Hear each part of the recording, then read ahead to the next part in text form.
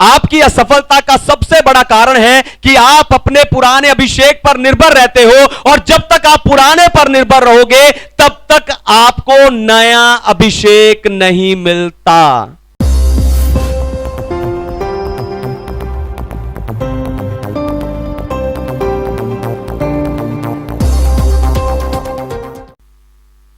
Hallelujah. तो आइए आज के वचन में चलें, पवित्र शास्त्र बाइबल से आज का संदेश सुने। और आज का संदेश है, जो उपलब्ध हो उसे इस्तेमाल करें।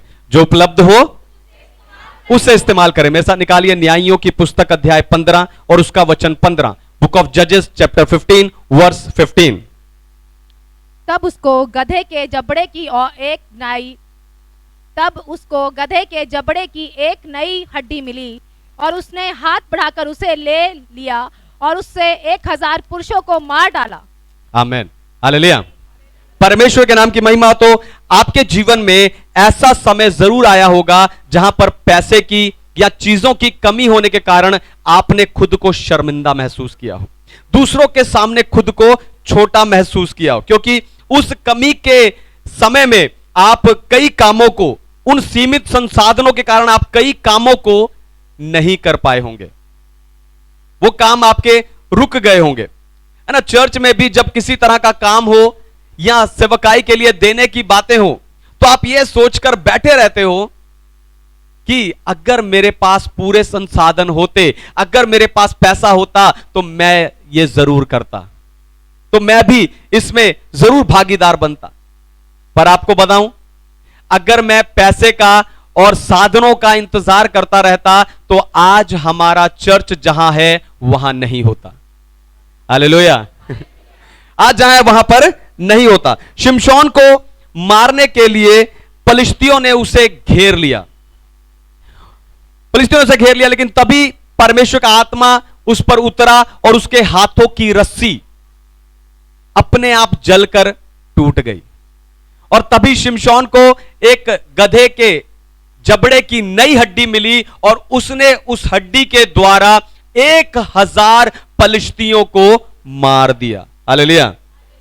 तो परमेश्वर के लिए, ध्यान से सुनिए, परमेश्वर के लिए प्रभावशाली रूप से इस्तेमाल होने के लिए आपका जो रहस्य है, ध्यान सुनिए, परमेश्वर के लिए सामर्थ्य या प्रभावशाली रूप से इस्तेमाल होने का रहस्य यही है कि अपने आसपास देखो और जो उपलब्ध हो उसे इस्तेमाल करो। यही बताकर आज मैं आपको उत्साहित करने जा रहा हूं। लेकिन उससे पहले मैं चाहता हूं कि दुनिया भर से जितने विश्वासी स्पिरिचुअल पैशन असेंबली यानी आत्मिक उत्साह की सभा के संदेश को सुनते हैं, जोरदार ताली से उनका स्वागत करें। इंटरनेट से जुड़े लोगों का स्वागत करें आत्मिक उत्साह की सभा में।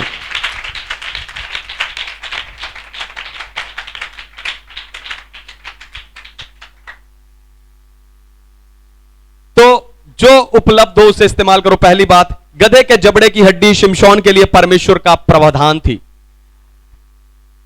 गधे के जबड़े की हड्डी शिमशोन के लिए परमेश्वर का प्रावधान थी। पढ़िए प्रकाशित वाक्य की पुस्तक, उसका पहला अध्याय 18 वचन, रेवलेशन चैप्टर 1 वर्स 18।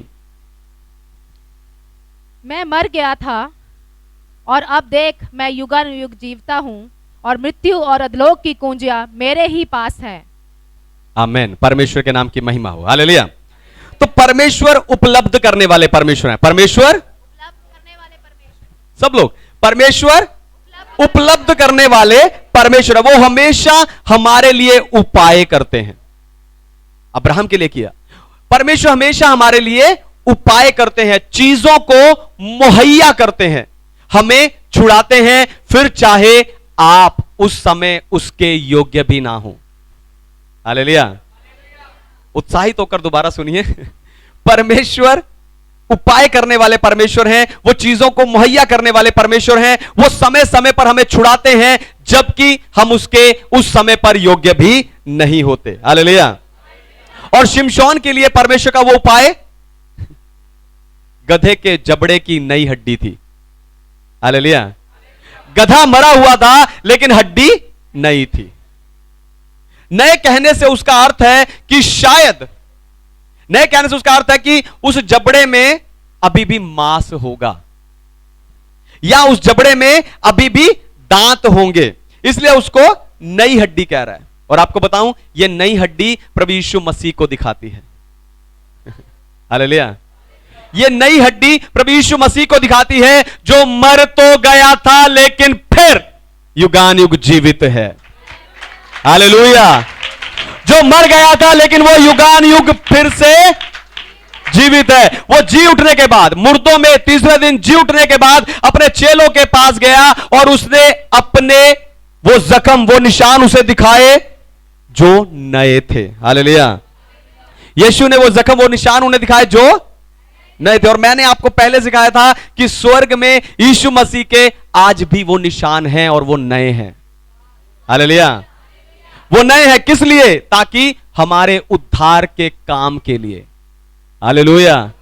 वो परमेश्वर है, वो उन जख्मों को सेकंड से पहले चंगा कर सकता है, गायब कर सकता है, लेकिन उसने उन जख्मों को आज भी रखा है, नया रखा है मेरे और आपके उद्धार के लिए। हालेलुया। ये नई हड्डी प्रभु यीशु मसीह को दिखाती है, जो मर तो गया था लेकिन फिर युगान युग जीवित है। तो गधा मरा हुआ था पर हड्डी नहीं थी। गधा मरा हुआ था पर हड्डी नहीं थी। आपको बताऊं, जबड़े की हड्डी को हथियार के रूप में इस्तेमाल करना मुश्किल है। जबड़े की हड्डी को हथियार के रूप में पकड़ना मुश्किल है, क्योंकि हड्डी पर पकड़ नहीं बनती। हड्डी बड़ी आसानी से हाथ से फिसल जाती है। और दूसरा, हड्डी से बार बार वार करने के समय हड्डी बड़ी जल्दी टूट जाएगी। लेकिन यह हड्डी ने युद्ध खत्म होने तक, लड़ाई खत्म होने तक जो शिमशोन का साथ दिया। हालेलुया। लड़ाई खत्म होने तक इस कमजोर हड्डी ने क्या किया? शिमशोन का साथ दिया है। हालेलुया।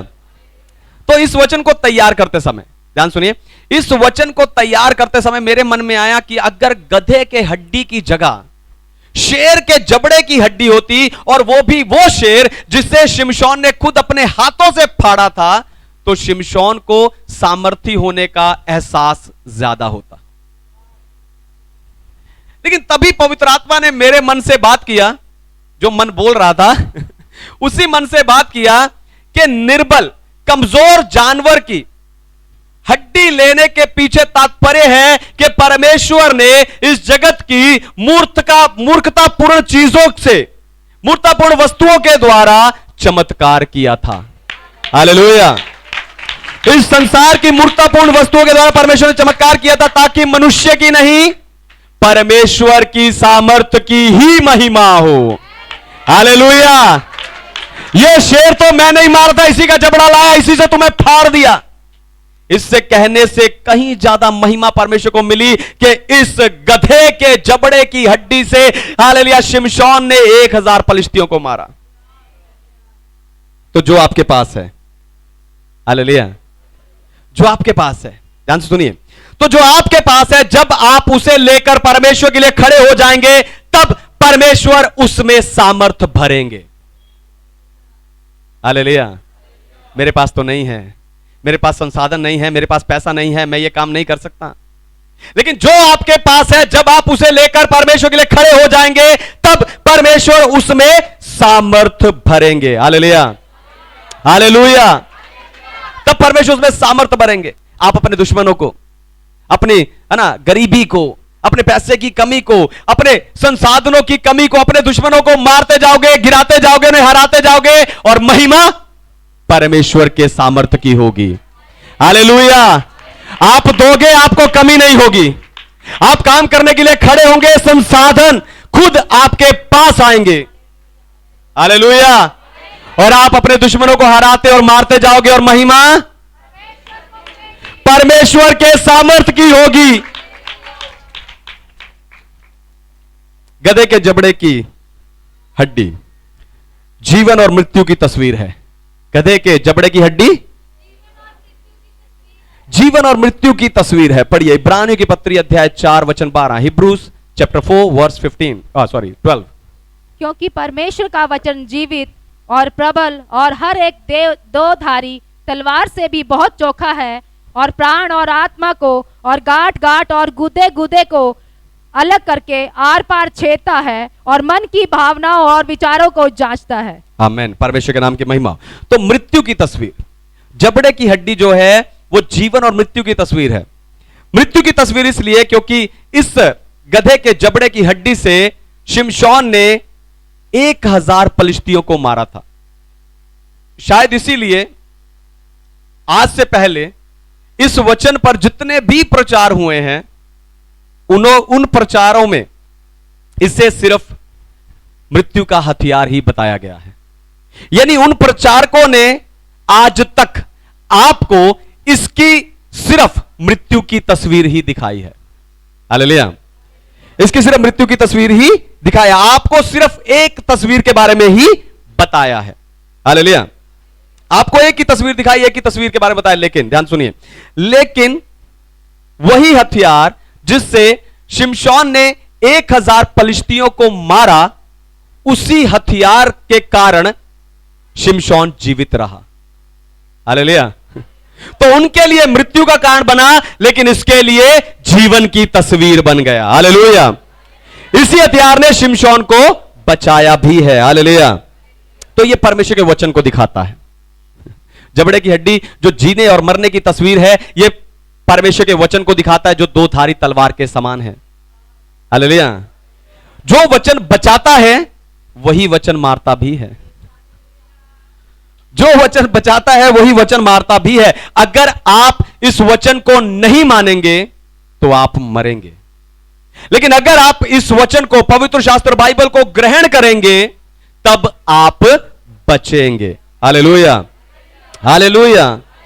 आपका हारना और जीतना, आपका हारना और जीतना, या आपका जीवित रहना या मरना, इस बात पर निर्भर करता है कि आप वचन के साथ क्या करते हो। मैं प्रचार करता हूं, यहां से आप बाइबल ले जाते हो, सबके पास अपनी पर्सनल बाइबल है, लेकिन आपकी हार और जीत, आपका जीना और मरना इस बात पर निर्भर है कि आप इस वचन के साथ क्या करते हो। हालेलुया। है ना। शिमशोन परमेश्वर के वचन को मानने वाला था, इसलिए वो जिंदा रहा, लेकिन पलिश्ती परमेश्वर के वचन को नहीं मानते थे, इसलिए वो मर गए। हालेलुया। हालेलुया। आप अपने जीवन में वचन को क्या अहमियत देते हो? मैं तो बाइबल को साफ करके तकिए के नीचे रख के सोता हूं, रोज उस पर कपड़ा मारता हूं। हालेलुया। पैर लगते ही उसको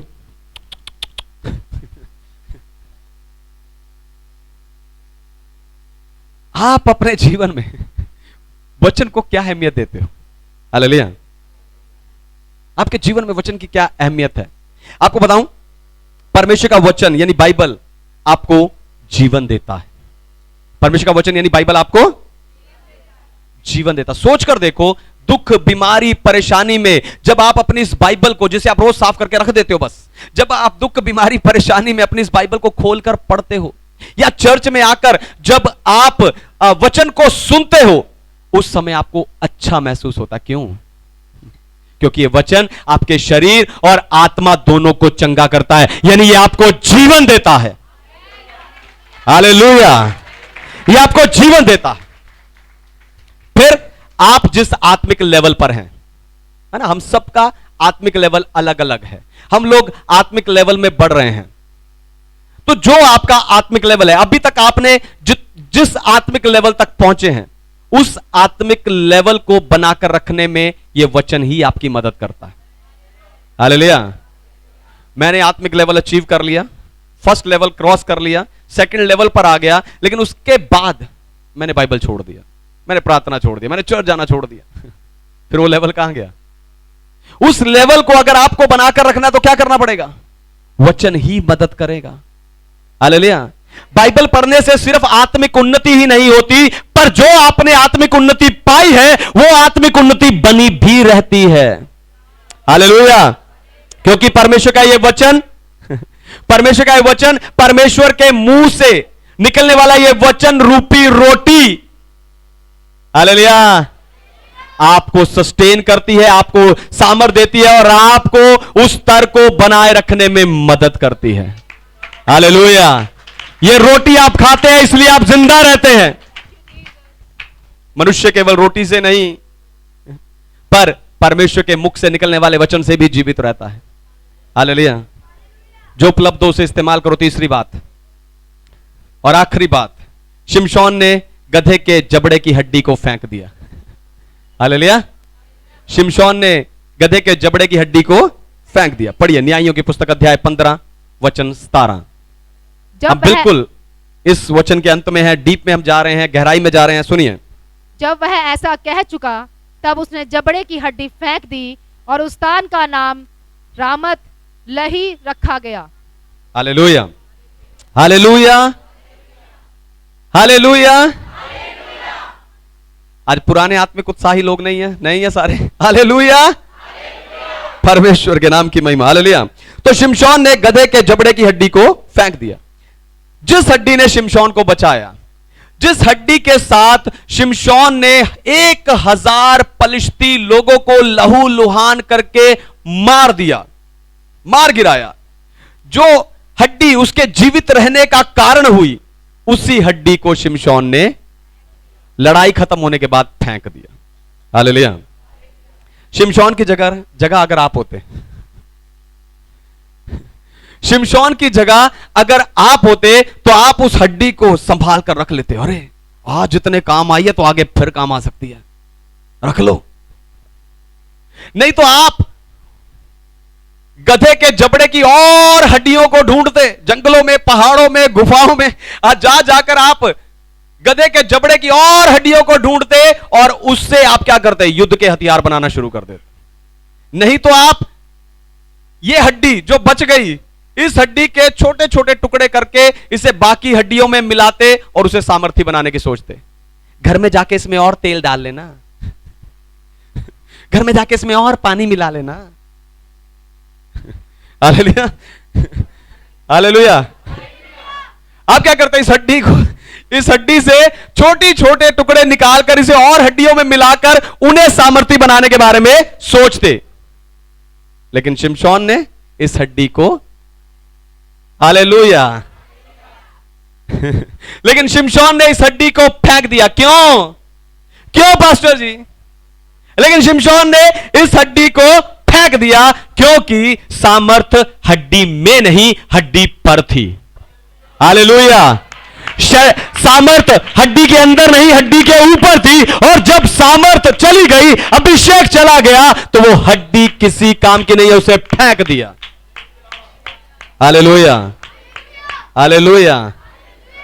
आपकी असफलता का सबसे बड़ा कारण, जितने लोग आज निराशा में बैठे हैं, आपकी हार का, आपकी निराशा का, आपकी असफलता का सबसे बड़ा कारण है कि आप अपने पुराने अभिषेक पर निर्भर रहते हो। हम डीप में जा रहे हैं, गहराई में जा रहे हैं। यीशु मसीह ने कहा पतरस को गहराई में ले चल। हालेलुया। तो आपकी असफलता का सबसे बड़ा कारण है कि आप अपने पुराने अभिषेक पर निर्भर रहते हो। और जब तक आप पुराने पर निर्भर रहोगे, आपको नया अभिषेक नहीं मिलेगा। दोबारा सुनिए, ध्यान से सुनिए। आपकी असफलता का सबसे बड़ा कारण है कि आप अपने पुराने अभिषेक पर निर्भर रहते हो। और जब तक आप पुराने पर निर्भर रहोगे, तब तक आपको नया अभिषेक नहीं मिलता। हालेलुया। शैतान आपके विरुद्ध नई नई चालों को लेकर आता है।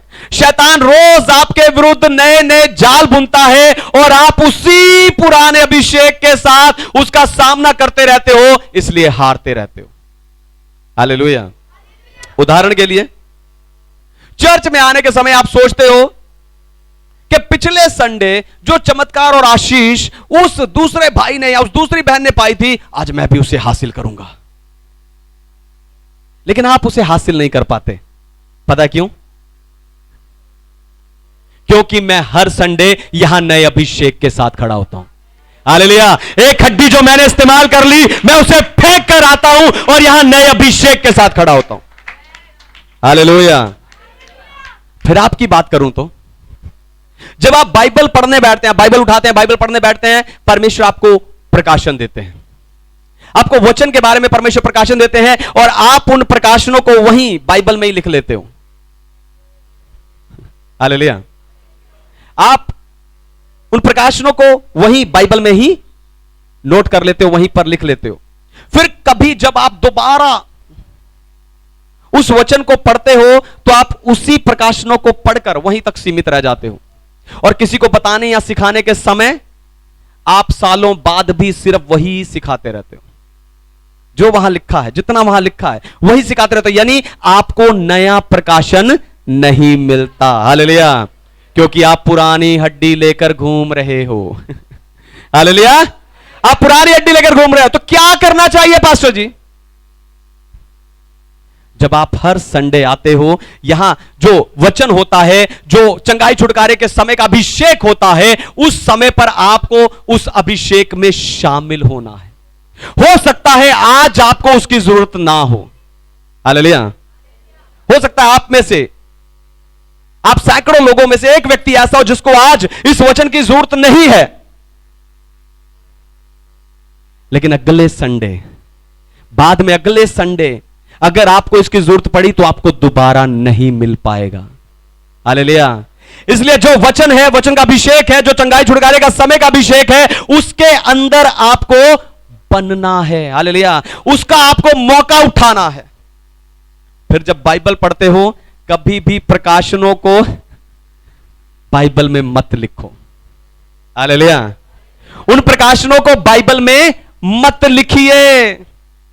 परमेश्वर ने प्रकाशन दिया, धन्यवाद, उस प्रकाशन के अनुसार प्रार्थना कीजिए, जिसे बताना है जाकर बताइए, लेकिन अगली बार जब उस वचन को पढ़े तो परमेश्वर से नया प्रकाशन मांगिए। हालेलुया, तो आज आपको वचन, प्रार्थना, अभिषेक की सारी पुरानी हड्डियों को फेंकना है। आइए अपने पैरों पर खड़े हो।